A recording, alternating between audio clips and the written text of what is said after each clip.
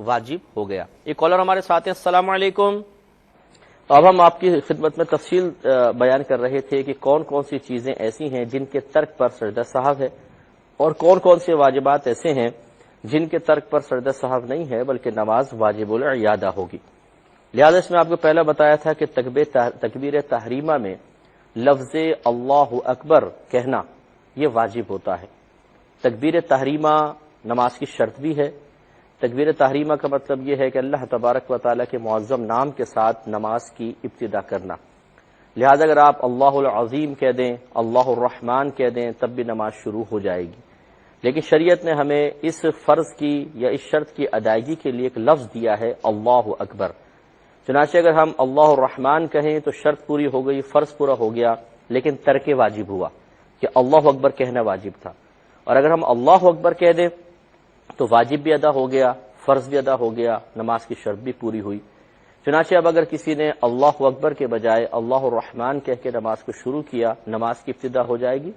نماز مکمل ہوگی، فرضیت بھی ادا ہو جائے گی۔ لیکن چونکہ ترک واجب لازم آیا، اور یہ ایک ایسا واجب کا ترک ہے کہ جس کا تدارک سجدہ سہو سے نہیں ہو سکتا، لہذا اس نماز کو دوبارہ پڑھنا واجب ہوگا۔ دوسرا آپ کو بتایا تھا کہ الحمد کی 7 آیات واجب ہیں۔ ایک بھی آیت نہ پڑھی تو سجدہ سہو لازم ہے، بلکہ فقہا نے فرمایا کہ الحمد کا ایک ایک لفظ پڑھنا واجب ہے، لہذا ایک لفظ بھی اگر چھوٹ گیا، بھولے سے رہ گیا، تو آخر میں سجدہ سہو کرنا ہوگا۔ پھر آپ کو یہ پتا ہے کہ الحمد کے بعد فرض کی پہلی 2 رکعتوں میں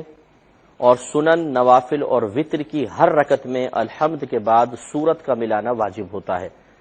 ایک بڑی سورت پڑھ لیں یا ایک چھوٹی سورت پڑھ لیں، یا 3 چھوٹی آیات پڑھ لیں، یا ایک اتنی بڑی آیت پڑھیں جو 3 چھوٹی آیات کے برابر ہو، تو واجب ادا ہوگا۔ اس میں آپ کو بتایا تھا کہ اگر کسی نے الحمد پڑھی، سورت پڑھنا بھول گیا اور بعد میں اس کو یاد آیا، آخر میں سجدہ سہو کرے گا۔ اسی طرح اگر سورت پڑھ لی، صرف الحمد شریف پڑھنا بھول گیا، آخر میں سجدہ سہو کرے گا۔ لیکن اگر کسی کو حالت رکوع میں یاد آ گیا تو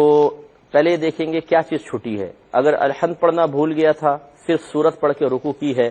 تو یہ کھڑا ہوگا، اب ترتیب بنائے گا، پہلے الحمد پڑھے گا، پھر سورت پڑھے گا، پھر دوبارہ رکوع کرے گا اور آخر میں سجدہ سہو کرے گا۔ اور یہ 2 رکوع نہیں کہلائیں گے، یہ ایک رکوع کہلائے گا، کیونکہ جب یہ سورت ادا کرنے یا الحمد شریف پڑھنے کے لیے رکوع سے کھڑا ہوگا تو یہ والا رکوع باطل ہو جائے گا۔ پھر جب دوبارہ رکوع کرے گا تو یہ ایک ہی رکوع ہے۔ اور اگر بالفرض الحمد پڑھ لی تھی، سورت بھول گیا اور حالت رکوع میں یاد آئی، تو اب کھڑے ہو کے پہلے سورت پڑھے گا، پھر وہ آخر میں سجدہ سہو کر لے گا۔ لیکن اگر اس کو حالت رکوع میں یاد آئی اور پھر اس نے الحمد پڑھنے کے لیے یا سورت پڑھنے کے لیے نہیں کھڑا ہوا اور آخر میں سجدہ سہو کر لیا، تو بعض نے کہا یہ صرف گناہگار ہوگا، اس کو توبہ کرنی چاہیے، اور بعض نے کہا کہ یہ بھی اس پہ واجب تھا کہ یہ کھڑا ہو کے الحمد پڑھتا یا سورت ملاتا، دوبارہ رکوع کرتا، اور اس ترک واجب پہ سجدہ سہو نہیں ہے، لہٰذا یہ نماز واجب العیادہ ہوگی۔ تو دونوں قول ہیں، تو بہتر ہے کہ نماز کو لوٹایا جائے۔ اور اگر وہ حالت رکوع سے کھڑا ہو گیا ہے، پھر اس کو یاد آیا، چاہے وہ قوما میں، جس سے ہم رکوع سے سیدھا کھڑے ہوتے ہیں اس کو قوما کہتے ہیں، قوما میں یاد آیا کہ الحمد رہ گئی تھی یا سورت رہ گئی تھی، تو اب یہ نہیں کر سکتا کہ وہ فوراً ہاتھ باندھ کے پہلے پڑھے، پھر رکوع کرے، پھر آخر میں سجدہ سہو کرے۔ اب وہ ترک ہو گیا ہے، اب آخر میں یہ سجدہ سہو کر لے گا تو یہی کافی ہے۔ اس کے بعد ایک مزید ہے کہ الحمد کا سورت سے پہلے ہونا یہ بھی واجب ہے۔ یعنی اگر کسی نے ایسا کیا کہ پہلے سورت پڑھ لی، پھر اس کے بعد الحمد شریف پڑھی، تو یاد رکھیں ترتیب کا تبدیل کرنا بھی ترک واجب ہے، اور ایسا ترک واجب ہے کہ جس کا تدارک سجدہ سہو سے ہوگا۔ اور یہ ہم پہلے آپ کو بتا چکے ہیں کہ واجب جان بوجھ کے ترک کریں تو پھر سجدہ سہو سے کمی پوری نہیں ہو سکتی، اب تو نماز ہی واجب العیادہ ہے۔ لیکن اگر بھولے سے ایسا ہو گیا کہ پہلے سورت پڑھ لی، پھر یاد آیا ارے الحمد تو پڑھی نہیں، تو پھر اس نے اس کے بعد الحمد شریف پڑھ لی اور رکوع کیا، پھر تو آخر میں سجدہ سہو اس کو کرنا پڑے گا۔ تو گویا کہ اس میں ترتیب بھی واجب ہے کہ پہلے الحمد ہو پھر سورت پڑھی جائے، اور اگر کسی نے الٹا کر دیا تو ترتیب کے تبدیل کرنے کی وجہ سے واجب ترک ہوا اور اس کا تدارک سجدہ سہو سے ہوگا۔ اسی طریقے سے ہر رکعت میں سورت سے پہلے ایک ہی بار الحمد شریف کا پڑھنا یہ بھی ضروری ہے، یعنی یہ بھی واجب ہے۔ اگر کسی نے 2 دفعہ الحمد پڑھ دی، پھر سورت پڑھی اور رکوع وغیرہ کیا، تو آخر میں ترک واجب کی وجہ سے سجدہ سہو کرے گا۔ لیکن ایک بات یاد رکھیں کہ اگر کسی نے الحمد پڑھی، اس کے بعد سورت پڑھی اور پھر الحمد پڑھ ڈالی، تو اس میں فقہا نے لکھا ہے کہ اب یہ الحمد کے درمیان میں چونکہ سورت آ گئی تو الحمد اور سورت کے درمیان یہ تکرار، بیچ میں کوئی اور چیز نہیں ہے، تو اب بعد میں اس الحمد کا پڑھنا یہ تکرار سجدہ صاحب کا سبب نہیں بنے گی۔ ایسے یاد رکھیں کہ فرض کی تیسری اور چوتھی رکعت میں الحمد کا پڑھنا فقط مستحب ہے، کوئی فرضیہ واجب نہیں ہے۔ لہذا یہ صحابہ کرام سے بھی ثابت ہے، تابعین سے ثابت ہے کہ چونکہ نبی کریم صلی اللہ علیہ وسلم کی فرض کی تیسری اور چوتھی کے بارے میں کوئی خاص صورت پڑھنے کی تلقین نہیں ہے، تو اس لیے اس میں آپ الحمد شریف پڑھ لیں تب بھی ٹھیک ہے۔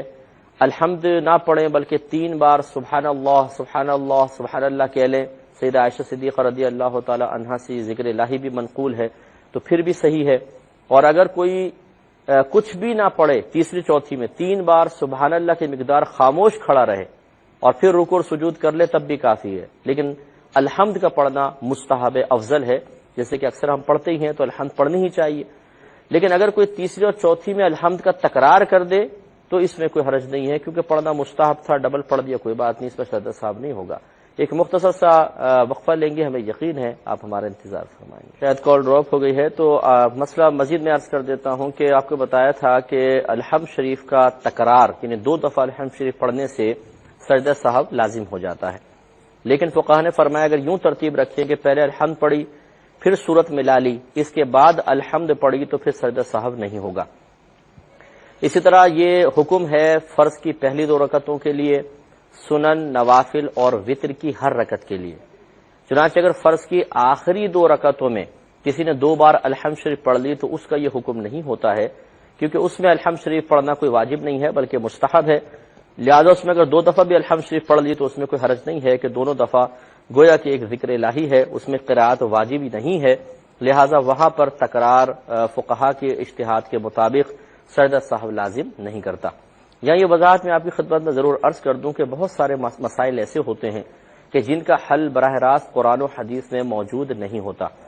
پھر یہ فقہا کا کام ہوتا ہے کہ ان کا حل اپنے اجتہادی رائے سے نکالیں، اور اس کی اجازت خود نبی کریم صلی اللہ علیہ وسلم نے مرحمت فرمائی ہے۔ چنانچہ یمن میں حضرت معاذ بن جبل رضی اللہ تعالی عنہ کو بھیجتے ہوئے یعنی حاکم بنا کے آپ بھیج رہے تھے، اور اس وقت کا حاکم صاحب علم بھی ہوتا تھا کیونکہ وہ لوگوں کو دینی مسائل بتاتا تھا اور ان کے فیصلے کیا کرتا تھا، تو رحمت کونین صلی اللہ علیہ وسلم نے ارشاد فرمایا، دریافت فرمایا کہ بما تقضی یا معاذ، اے معاذ تم کس چیز کے ساتھ فیصلہ کرو گے؟ عرض کی کہ یا رسول اللہ صلی اللہ علیہ وسلم میں قرآن مجید سے فیصلہ کروں گا۔ فرمایا کہ فَإِن لَّمْ تَجِدْ، اگر تم قرآن پاک میں نہ پاؤ تو عرض کی یا رسول اللہ پھر میں آپ کی سنت یعنی حدیث سے فیصلہ کروں گا۔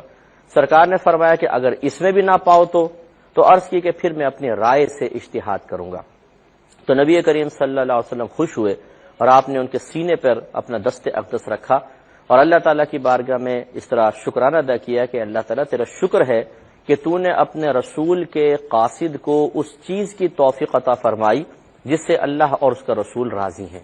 اس سے معلوم ہوا کہ بے شمار مسائل ایسے ہوں گے جو قرآن و حدیث میں موجود ضرور ہیں لیکن شاید ہماری نگاہ وہاں تک نہ پہنچے، اسی لیے سرکار نے فرمایا اگر تم اس میں نہ پاؤ تو، یہ نہیں فرمایا قرآن و مجید میں نہ ہو تو، ہر چیز کا تقریباً بیان موجود ہے، یہ الگ بات ہے کہ ہماری نظر اس کو نہ ڈھونڈ سکے۔ تو اگر فقہا یہ محسوس کرتے ہیں کہ قرآن و حدیث میں کسی چیز کا براہ راست حل موجود نہیں ہے تو پھر یہ ان کے اوپر ایک دینی ذمہ داری ہے کہ وہ اس مسئلے کا حل عوام کے سامنے اپنی ذاتی رائے سے لیکن اجتہادی رائے سے اور قرآن پاک سے نکالے ہوئے اصولوں کی روشنی میں وہ پیش کیا کرتے ہیں، اس کو قبول کرنا عوام پر واجب ہوتا ہے۔ ایک کالر ہمارے ساتھ مزید ہے، السلام علیکم۔ وہ ہم ان واجبات کو ذکر کر رہے تھے کہ جن کے ترک پر آخر میں سجدہ سہو ہوتا ہے، تو لہٰذا اس میں آخری جو مسئلہ بیان کیا تھا وہ یہ تھا کہ فرض یا وتر، اسی طرح سنت مؤکدہ، ان میں جو قاعدہ اولا ہوتا ہے، 2 رکعت کے بعد جب ہم بیٹھتے ہیں، بیٹھنے کو قاعدہ کہتے ہیں، پہلا ہو تو اس کو اولا کہتے ہیں، آخری ہو تو اخیرہ کہہ دیتے ہیں، قاعدہ اولا، قاعدہ اخیرہ۔ تو قاعدہ اولا میں انسان اگر وہ فرض کا قاعدہ اولا یعنی 2 رکعت فرض پڑھ کے آپ بیٹھے ہیں یا وتر ہے یا سنت مؤکدہ ہیں تو ان میں التحیات کے بعد کچھ بھی نہ بڑھانا واجب ہے، اگر بڑھائیں گے غلطی سے بڑھا لیا، جیسے بعض اوقات ہم بھولے سے درود شریف پڑھ لیتے ہیں، لیکن اس کے لیے ضروری ہے کہ ایک جملہ کم از کم بن جائے، یعنی اللہم صلی علی محمد اس طرح کہہ دیا تو یہ پورا جملہ بن گیا کہ اللہ تعالیٰ نبی محمد صلی اللہ علیہ وسلم پر رحمت نازل فرما، یا اللہم صلی علی سیدنا کیسے کسی نے کہا کہ اللہ تعالیٰ ہمارے سردار، ابھی محمد آگے کہنا تھا رک گئے، لیکن جملہ پورا ہو گیا کہ ہمارے سردار صلی اللہ علیہ وسلم پر رحمت نازل فرما۔ تو فرض کے اندر ہو یا وطر میں ہو یا سنت موقدہ میں ہو، اگر قاعدہ اولیٰ میں کے بعد اتنا جملہ بڑھا دیا تو سجدہ سہو لازم ہو جاتا ہے۔ اس سے معلوم ہوا کہ ہم نے فرض، واجب جسے وطر ہوتے ہیں، اور سنت موقدہ کو یہاں شامل کیا تو معلوم ہوا کہ دو چیزیں باہر ہیں، ایک سنت غیر مؤکدہ اور دوسرے نوافل۔ لہذا اگر 4 سنت غیر مؤکدہ ادا کر رہے ہیں یا 4 رکعت نوافل پڑھ رہے ہیں تو ان میں 2 رکعت کے بعد جب آپ اتحیات پڑھتے ہیں تو اس کے بعد درود شریف بڑھانا بھی سنت کریمہ ہوتا ہے، مستحب ہے بلکہ کہ آپ بڑھائیں، اس میں سجدہ سہو وغیرہ کا مسئلہ نہیں ہے، لیکن فرض وطر یعنی واجب جو ہیں اور سنت مؤکدہ اگر ہیں تو ان میں 2 رکعت کے بعد تشہد کے بعد کچھ بھی نہ بڑھانا واجب ہے۔ اس کے بعد ایک اور واجب ہے کہ دونوں قعدوں میں، چاہے قاعدہ اولیٰ ہو چاہے قاعدہ اخیرہ ہو، پورا تشہد پڑھنا واجب ہوتا ہے۔ لہذا اگر کسی نے ادھورا پڑھا، آدھا پڑھ کے چھوڑ دیا، تھوڑا سا آگے پڑھ کے چھوڑ دیا، تشہد مکمل طور پہ نہ پڑھی، اتحیات مکمل نہ کی، جیسے بعض اوقات ہوتا ہے ہم پڑھتے پڑھتے ایک دم کوئی خیال آ گیا، اس میں گم ہو گئے اور بعد میں بھول ہی گئے کہ میں نے پوری نہیں کی تھی، درود شریف پڑھی، دعا پڑھی تو پھر ایک دم یاد آیا او ہو میں تو اتحیات کو ادھورا چھوڑ کر آیا ہوں، تو پھر اس میں سجدہ سہو لازم ہوتا ہے۔ اسی طرح وطر میں دعائے قنوت پڑھنا سنت واجب ہے، دعائے قنوت پڑھنا وطر میں 3 رکعت کے اندر۔ چنانچہ اگر کسی نے دعائے قنوت پڑھنا بھول گیا، جیسے علم شریف پڑھی، سورت پڑھی، اب دعائے قنوت پڑھنی تھی، ہم رکوع میں چلے گئے، کیونکہ عموماً وطر میں بعض اوقات یاد نہیں رہتی ہے، تو رکوع میں جا کر یاد آیا تو آخر میں پھر سجدہ سہو کرنا ہوگا۔ یہاں پہ تھوڑا سا ذرا ذہن میں رکھیں گے، ایک مسئلہ عرض کر ہو گئی ہے، تو آپ کی خدمت میں عرض کر رہے تھے کہ وطر کی 3 رکعت میں دعائے قنوت پڑھی جاتی ہے جو واجب ہے، اگر ترک دعائے قنوت ہو گئی تو ترک واجب بھی ہوا، آخر میں سجدہ سہو کرنا ہوگا۔ لیکن اس میں آپ کو بتا رہا تھا کہ اگر آپ رکوع میں گئے، رکوع میں یاد آ گئی تو اس مسئلے میں، اور ایک پہلے یاد کیجئے کہ ہم نے ایک مسئلہ ذکر کیا تھا کہ کوئی الحمد پڑھنا بھول گیا اور رکوع میں اس کو یاد آئی، یا الحمد کے بعد سورت پڑھنا بھول گیا اور رکوع میں یاد آ گئی،